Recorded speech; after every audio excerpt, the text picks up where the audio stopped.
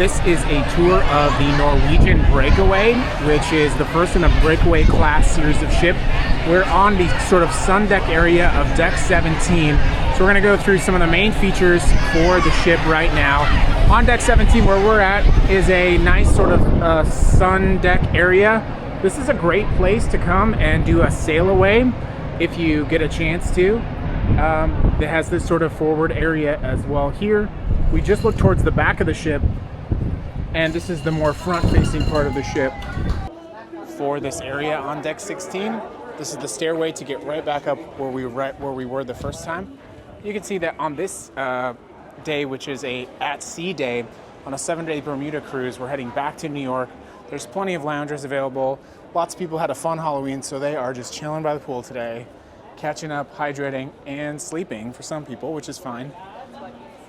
Now we're gonna go back down. This is officially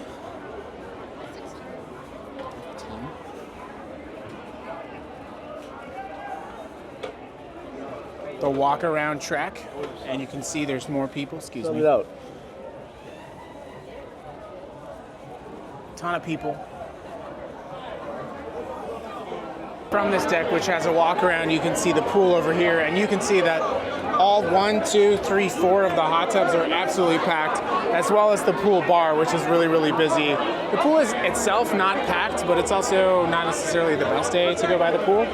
So you can kind of see this adjacent area here. This is where the walking track is, right up here. I think technically we're on deck 16 right now, but you'll also see the water slide, which actually I think is technically several water slides all in one. And here's a gentleman contemplating life with a beverage. So we're gonna go back up first and then come back down. So this is kind of cool because it's the first ship in the Breakaway class. Whoa, and it's windy. So this includes a ropes course. The ropes course is free, unlike a lot of other things that you have. It's kind of like a maze course, and it goes over the side of the ship as well. So you'll check in here, get fitted with a ropes course thingy, and then head out on the course, secured and tethered.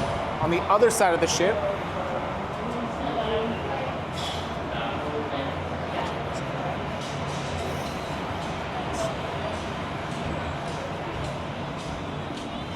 it actually goes out on the edge of the ship. Just up one level is the activities court, which is very loud. So you got basketball, and you can set up for soccer and all kinds of sports. So yeah, you see a lot of kids up here. And unlike some ships, it's not located above anything important, so it's not gonna bother you when the kids are playing basketball. Yeah! And back on this deck, we have the track. A lot of people ask about the walking track. So you have this in the morning. You see a lot of people walking, running, jogging. But it does get obstructed during the day. So we're gonna try jogging during the day. The walking track and the jogging track does get clogged up. But since we're here, let's talk about American Diner, which is an included restaurant that serves classic American vintage fare like milkshakes, nachos, cheeseburgers, and has a fun decor. This used to be a specialty dining restaurant on Norwegian, but it is now included. And it's just open certain hours of the day. We've been here twice, and each time it's been great. On the same floor, there's 2 venues that we'll look at right now. The first one is the video arcade. If you have kids, they're gonna love spending time in here. So Norwegian does have an arcade package that is good for anything that is not a game of chance. So anything you see here that has tickets that's orange is going to be not included. But if you want to play something that's not a game of chance, you can do an unlimited package.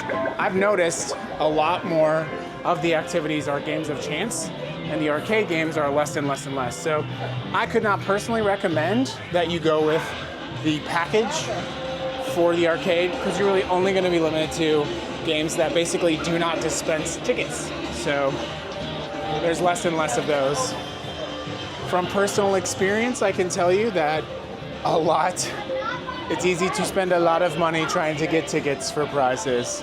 But if you like skee-ball, they got that here. Walking track, the arcade, all of this, American Diner, that's all on floor 16. And here's some beautiful signage directing you to the diner. In the very back of the ship on 16 is Spice H2O. Spice H2O is actually next to the rear entrance of American Diner, which is right there. And it is the adults only area of the ship. It's also a very large smoking area. So a lot of people do come to Spice to smoke, and you can definitely tell. Like, it's very noticeable. The smell of smoke and just the feeling of smoke is like in the air. But they have these sort of reverse infinity pool hot tubs. As you can see over there, the hot tubs are both absolutely packed, as is the bar and the smoking area. So this is about 4 o'clock, 4:30 on a sea day, and it is packed. There is still plenty of room left, but they play some nice relaxing video on the big screen, and it's nice. Compared to the Spice H2O on Norwegian Bliss, this is definitely dated, definitely feels older, and it's definitely not as well maintained. But let's go ahead back and see what else is on 16. So going through American Diner to go back here, that's the rear entrance of American Diner, which is set up right there. There's always been plenty of seating, and I'm really hyping up American Diner because it's a little bit of a secret.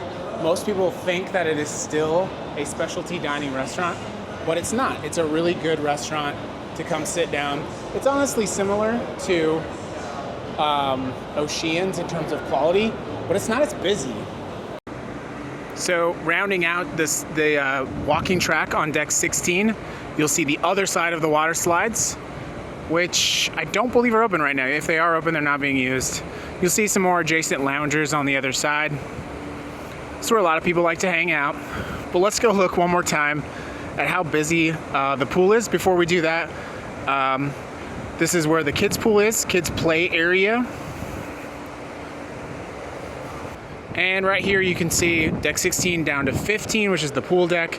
You can see where the towel station is. And this just wraps around to the back, and you can go up those stairs where we started, which was the sun deck, which is honestly very empty right now. So if I were chilling out and I didn't want to go to the pool, right now I would go to deck 17 on the sun deck, get some sun, read a book, and enjoy my afternoon. So now let's go off to floor 15. Oh, before we do that, this is the marketplace, and I think this is a section of the ship that was used at one time, but really is not used anymore. It was sort of fundamentally supposed to be like where they set up little day stands to sell things, but it's been empty the entire time we've been on the ship, so kind of a wasted space. Let's go down to deck 15. While we're heading down to 15, I just like to always mention that it's a great idea, if you can, to take the stairs. I know not everyone has that ability, and that's totally understandable, but a lot of the times the stairs on 15, 16, 17 are faster than taking the elevator, if you can. While we're on deck 15 now,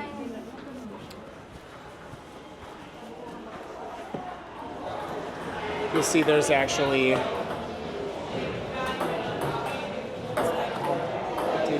there's a table tennis, ping pong, table tennis on 15. Right adjacent to the pool is the spa. So we have a separate spa experience video to talk about, a completely different video.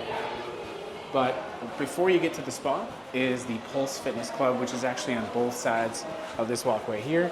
You've got fitness and weightlifting here, cardio here, obviously some restrooms. The spa offers a whole range of services that are available to pedicures, face, the beard, you can get a trim, all those things. And in the spa, you can do the thermal suite. They've got a barber shop, a hair salon right over there. And once you get past there, is a really nice thermal suite. On our trip, the thermal suite was $299. And when you looked at how busy the pool was, the thermal suite was a really, really good deal. But the spa people on the ship of the Breakaway have been very kind, and it's the chillest spot on the ship. So if you're looking into the spa, taking a tour of the spa is free. And if it was If it was a good tour, maybe you'll sign up for those as well. But let's head back out the spa where you can see the Pulse Fitness Club, which has a nice view of the ocean when you're doing your workout. And we'll go check out the rest of deck 15. So on deck 15 is your main pool, which has 2 bars on each side. It's got 4 hot tubs and a small pool. As you can see right now, all 4 of the hot tubs are packed and honestly not very comfortable. That's been kind of a recurring theme. There's kind of like, I noticed a pattern of people camping. Speaking of camping, I've not really seen a problem with people stealing pool chairs or taking up chairs with towels. So that's been kind of good. The bars by the pool are always busy, so expect to have a little bit of a wait while you're waiting there. But otherwise, service is great. And they got a fully stocked bar. Behind the bars is where you will exchange and get your towels. Always remember to bring your towels back and be nice. And you might remember this before. This is the bottom of the water slide. Okay, so on the back of the ship, on deck 15, you'll recognize this American Diner, as well as the sign for the jogging track, which is right over there. But we are on 15, so on 15 is the buffet. The buffet on the Norwegian Breakaway is one of the biggest buffets that I've seen on a cruise ship. A lot of the feedback from the newer versions of Norwegian ships is that the buffet is very small. And compared to the buffet on the Bliss, it's actually much bigger. Before you get into the buffet, there's a coffee and water station.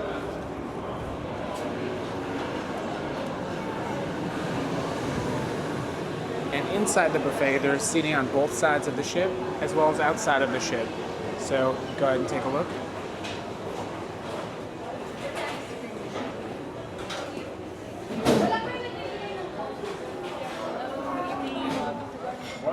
So right now, only one side of the buffet is open. They've got a taco stand set up and a place to get some nachos. More of that seating. And just look at how the sun comes in this afternoon at the buffet. It's really nice. Very chill. So with almost every cruise ship buffet, but certainly with Norwegian, what you'll see is they mirror the sides of the buffet. So while one side is technically closed right now, if it was open, it would have a matching version of what we're seeing right now. That is wild. There's a pig on the ship. That is. I hope you're having a better cruise than that guy. So, yeah, got a variety of breads and cheeses. More seating over here. Coffee again, milk, and an ice machine, and a juice spot to get your juice. Get some soup. A standalone ice cream shop. More seating over here in the very back. There's your desserts. Here we have some entree section that's got like lo mein, stir fry, Cuban chicken, mac and cheese, French fries, and a burger station. This has got a little bit of a crepe station and some pizza. This is a whole section dedicated to Indian food, which is so yummy and has been so good. There's another mirroring beverage station. And at the very back of the Garden Cafe, you have this beautiful ship view of the ship going behind you. And you have everybody's favorite spot, the bar at the back, the Garden Cafe bar. And right now, because it's 4:30, they're setting up this side of the buffet. But if it was the normal dining time, which opens up in just a little bit, this would be full and it would mirror everything we just saw on the other side of the buffet, which you can see how much seating there is in the buffet. And it looks very empty now, but in the morning during breakfast, almost every seat's taken up, which is wild. This is a good shot of the play area. Man, if you were like 8 years old, that'd be so much fun. When you look out to the side is the ocean. There's your Waves bar. Very busy, and the very busy pool. Also on deck 15 is the access point for the Haven, but we will not be touring the Haven at all on this particular trip. Instead, let's go ahead and go to the ocean front, which is deck 6, 7, and 8. Welcome to deck 6, 7, and 8, but specifically deck 8, which is called Ocean Place. Ocean Place, specifically on deck 8, has something also called the Waterfront, which is a wraparound of the entire ship. And it's very unique to this ship, which is kind of fun. Right on the start of deck 8, you have some of our very favorite venues. This one actually was the surprise of the ship so far. Not the best, but the surprise of the ship. This is La Cucina, a specialty dining Italian restaurant. It honestly looks and feels a lot like Olive Garden, not gonna lie, but it was a big surprise. We actually ate for 2 people with 1 specialty dining package because there was so much food. The service was top notch, but you may need a reservation when you book your La Cucina, so make sure you check in. If you book your cruise early, get in there, book your reservations as soon as possible. La Cucina does have a bar and plenty of seating, and it also has seating out on the waterfront, which we'll visit in a second. Directly adjacent to La Cucina is Sid Norman's Poorhouse. Sid Norman's Poorhouse is sort of a vibey bar. Every night they have amazing entertainment in Sid Norman's Poorhouse, and you can see it's like this cozy sort of, it's got a storied sort of theme that goes through the entire ship. Seating is limited and seating is tight, but it is a blast. It's always a blast at Sid Norman's Poorhouse. One of the best shows on the ship is the Rumor Show, where they go through the entire Rumors album. You've got to see it if you can, but getting into Sid Norman's is tough. So if you don't get into Sid Norman's and you still want to drink, just hop on over to Malting's Beer and Whiskey Bar, which is directly adjacent to Sid Norman's and across from La Cucina. Malting's makes a very neat spiked whiskey, and it is close to the Humidor Cigar Bar. So if you like a good cigar, you can stop in like these gentlemen here and have a good cigar. Not my taste, but it is there. The way through Deck 8 is the walkway, which is a really nice, very comfortable spot to hang out, and where you get your first glimpse of this beautiful chandelier, which is super fun.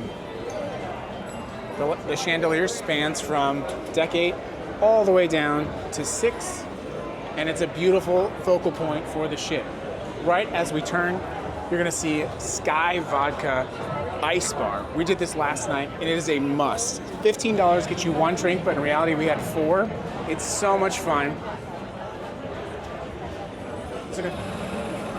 It's so much fun, and when you enter the Sky Bar, you get to put on this hood right here. You stay for about 10 minutes, and it is very, very cool.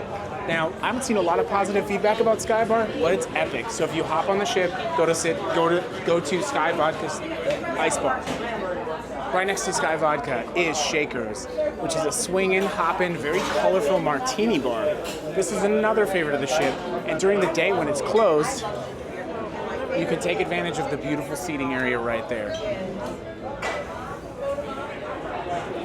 Right after Shakers is the retail area, starting with Sandbar, which has some premium alcohol that you can get tax and duty-free right on the ship. The next part is a selection of watches. You'll see on most cruise ships a watch selection, varying from good to great, and my personal favorite, the Monaco. One day, there you go. Second personal favorite, no offense. This is the Effie store, which is always pumping with raffles and fun times. The Effie team is always super jammed and super excited. They have like 3 raffles a day, and towards the back of the retail space is a perfume area. As we exit Effie, you're gonna see this rotating pop-up shop, which today has jewelry as well as a watch sale, and it has Inches of Gold. If you go cruising, you know Inches of Gold. The boutique is gonna have a lot of your more notable souvenirs, including everyone's favorite, the ceramic cruise ship. If you're a frequent cruiser, get the ship. It's a great souvenir. In the back of the retail here, you have just regular normal bags, t-shirts, some NCL gear.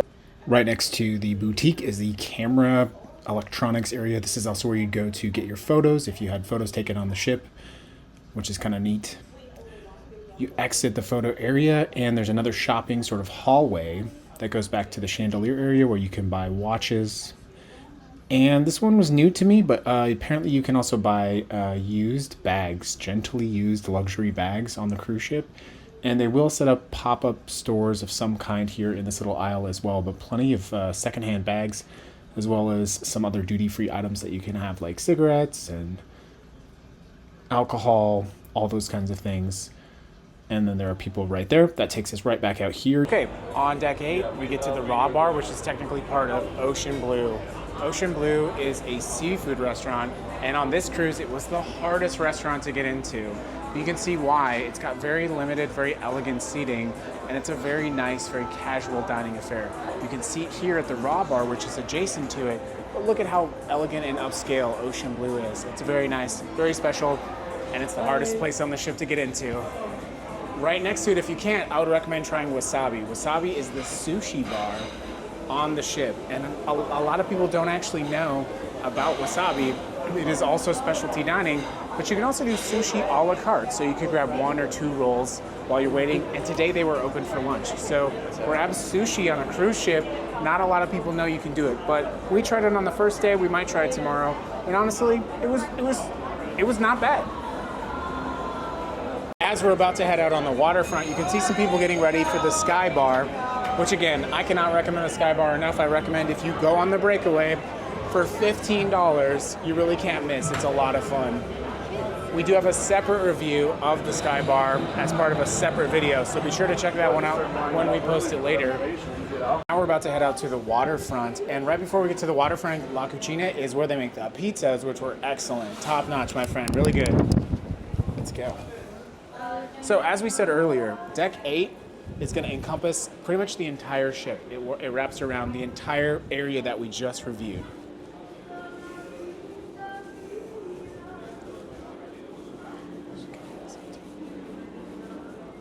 Can you take it?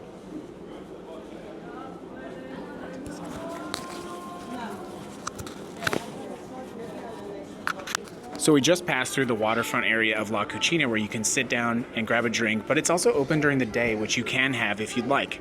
Now we're walking by the waterfront area for Shaker's Martini Bar, which has a bonus bar outside, which is excellent. There's kind of a famous bartender on the ship for our trip. You might recognize Clarence. Mixing it up, shaking it up. Today, there's 2 drinks, the Pineapple Surplus and the Banana Ruma, both very good. Check it out. So again, the waterfront encompasses this entire area that we just talked about. Even Tradewinds, the retail section, has a waterfront section, but they are locked off from the ship. So you can't exit, at least the time of our sailing, you can't exit from Tradewinds to go to the waterfront. But if you wanted to catch the island as you're leaving, you could do so with one of these cool little, I guess you call them binoculars, periscopes, whatever you want to call them. Completely underutilized, but great for a sail away. So we recommend that you catch that out if you'd like to. Lots of great seating along the waterfront, and honestly, seating on the waterfront is underutilized. Lots of people catching some beautiful rays as the sun begins to set this beautiful evening, and the temperature is excellent. And you can see that it wraps around all the way to the back. All of the premium restaurants we just talked about have seating on the waterfront. And what we can see right now is we're about to head to Cagney's Steakhouse. Okay, so this is the waterfront area of Cagney's.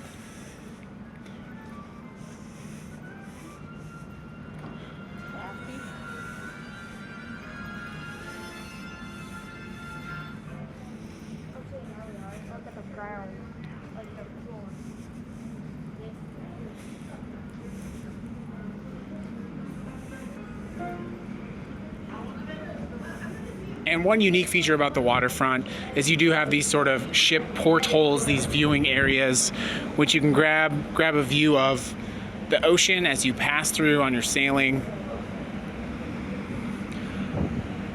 The Viva and the Prima have a much newer and broader version of this, but it's still kind of cool and something you should check out. You can grab a drink in the back of the ship as the sun sets, and it's really beautiful.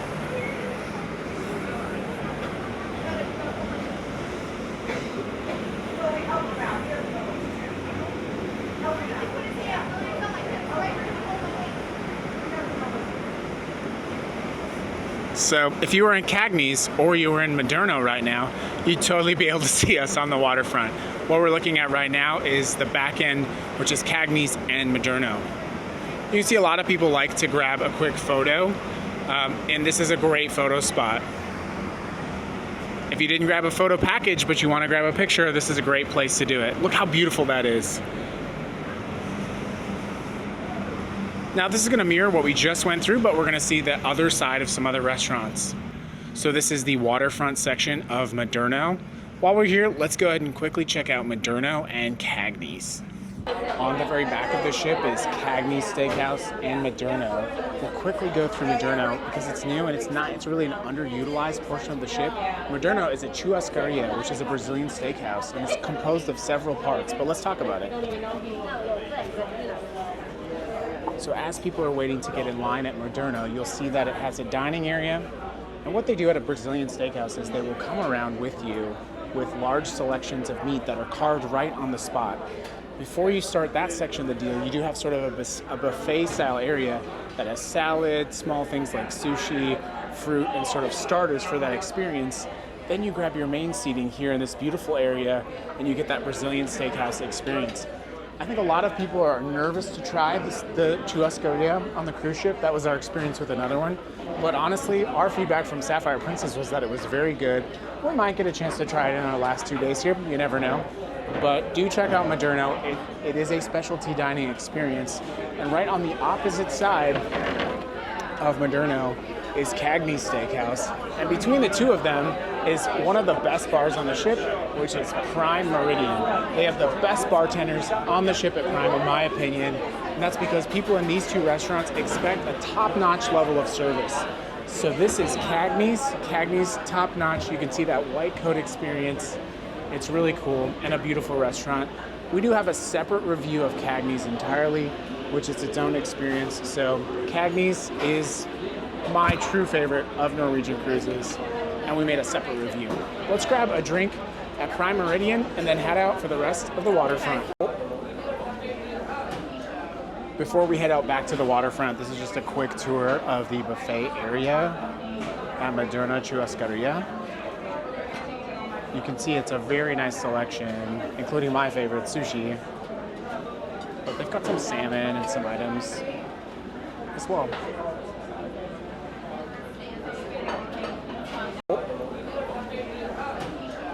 Before we head out back to the waterfront, this is just a quick tour of the buffet area at Maderno Churrascaria. You can see it's a very nice selection, including my favorite, sushi. But they've got some salmon and some items as well. Okay, as we walk out on the rest of the waterfront, we're going to go ahead and see some of the adjacent waterfront experiences for things that we've already seen. This is the waterfront of the other side of the retail experience, so like the gift shop, the camera store. And you can see that mirroring concept, which is very familiar on most cruise ships, but especially on Norwegian cruise ships.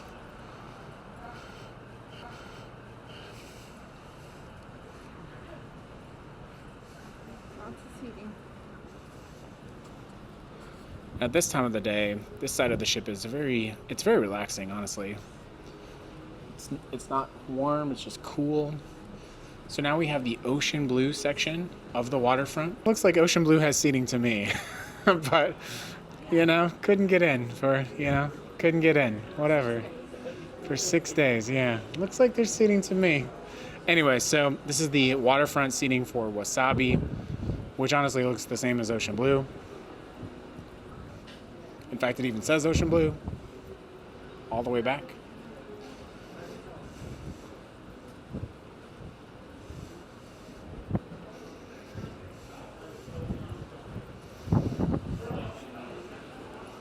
And finally, you have the waterfront section of Malting's Whiskey Bar, the humidor. I don't believe you can smoke outside in this section. It's kind of been up for debate. So then we have the remaining waterfront here, which is right outside of Malting's, although this bar is not branded.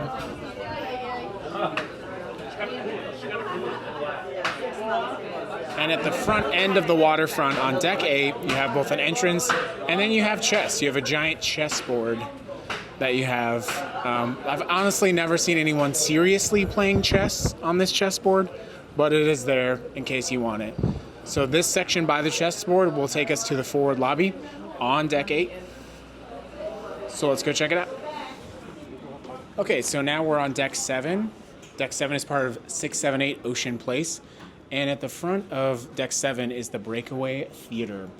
The signature show on the Breakaway is Burn the Floor, and they have reduced Broadway-style shows across the Norwegian fleet. You can also see things like magicians and other various shows here in the theater, but we didn't really get a chance to see many of those shows. Have to say Burn the Floor was excellent, and I hope Norwegian brings other shows back. Immediately adjacent is Oceans.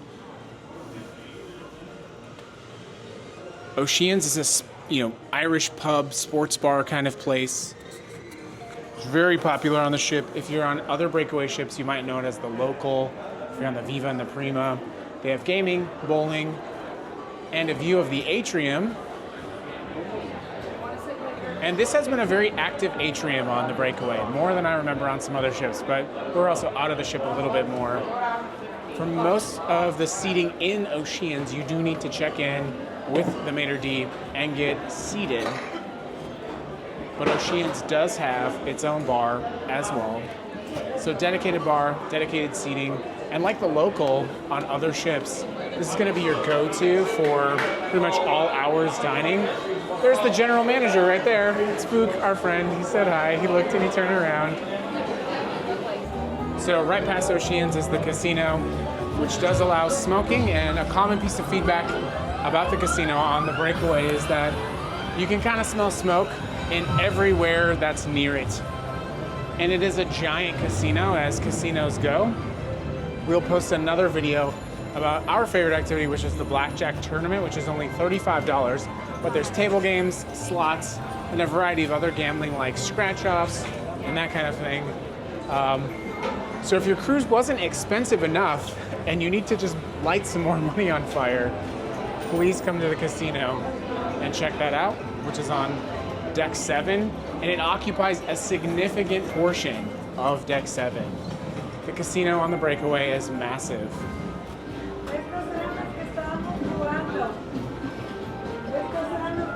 In some of the other Breakaway ships and in the Prima series of ships, the casino has a dedicated close-off and ventilated smoking area, but you can smoke anywhere on this ship. Well, in the casino, that is. Right next to the casino is Bliss Ultra Lounge. This has unfortunately been closed for most of our trip, but it has had some boppin' parties in the evening. It does have an Ultra Lounge vibe, sort of like a Vegas Ultra Lounge, our home turf and territory. And it's very nice and very clean. I think any club that looks nice when the lights are turned on is a clean club. So props to the Bliss Ultra Lounge for being a clean place to hang out.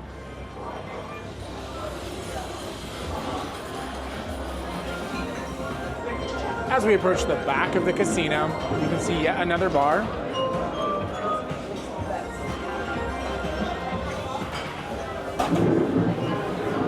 And Shanghai's Noodle Bar. This place is crazy popular, and there's rumors that it's going to turn into a specialty dining restaurant, but for now, it's included with your regular dining. We were able to get dining the first night at Shanghai's. We're also coming back tonight, but as you can see, it's only 5:45, and Shanghai's is packed. At the very back of Deck 7 is the Manhattan Room, a New York-themed main dining room. For tonight's entrees, they have things like grilled New York strip steak, flounder fillet. They've got, it's honestly great for an included. Manhattan dining room is part of the included dining package. And the Manhattan room is massive.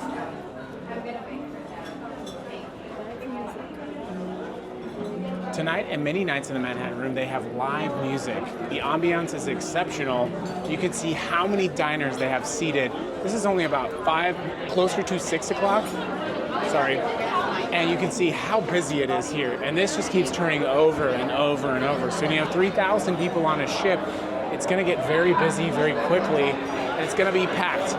If you look up to your right and to your left, that's Cadney's and that is Moderno, right above the Manhattan room.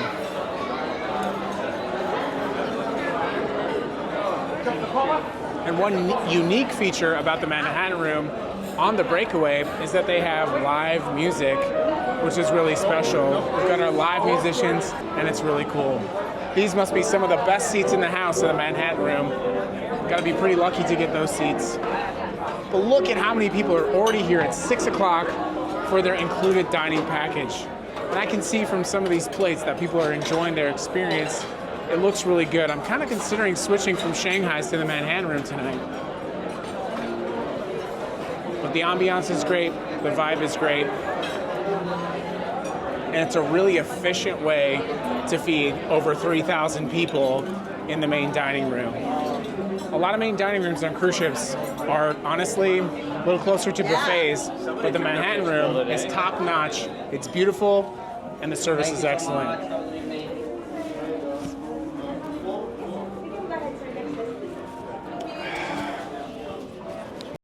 Okay, so the final part of the Ocean Place is floor 678 Ocean Place. Let's really quickly talk about the Spiegel tent. We did a video of the Spiegel tent earlier that we'll go ahead and review, but I think we can squeeze in really quick. So the Spiegel tent is a circus-themed tent. Reminds me of Circus in Las Vegas, honestly. And it's such an underutilized space, but it is so beautiful. Honestly, it's one of my favorite spaces on the Breakaway because it's so unlike anything else. It's big, round, it's got the circus tent theme. We're going to try to sneak into a event here tonight. It's a Tina Turner with Fire and Ice show at 8:30. So hopefully we can see the Spiegel tent in its glory. But this is on floor 6. And honestly, this has either been a private event or it's been closed the entire cruise. Okay, so as we leave the Spiegel tent, we're going to see the main portion of Deck 6 where this is where a lot of the functions of service happen, and it's going to be very loud, so stick with us. The first thing you'll notice when you hop out is the elevators that take you all the way up and down the ship.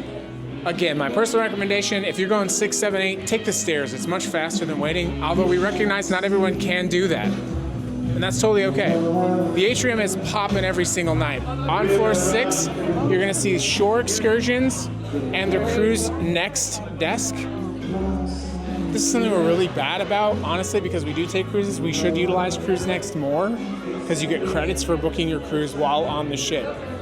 Speaking of credits, there is an onboard credit station and a guest services station, as well as a restaurant reservation section. After about 4 p.m., you're going to need to go right to the restaurant. On deck 6 is the Atrium bar, which is right there. And of course, the Atrium with the big screen TV. It was really neat to see people doing things like playing Switch on the main screen. And back here is Starbucks, which is available if you have a premium beverage package or a la carte. And I just found out you can use the Starbucks app as well. Let's go ahead and get out of the noisy Atrium area.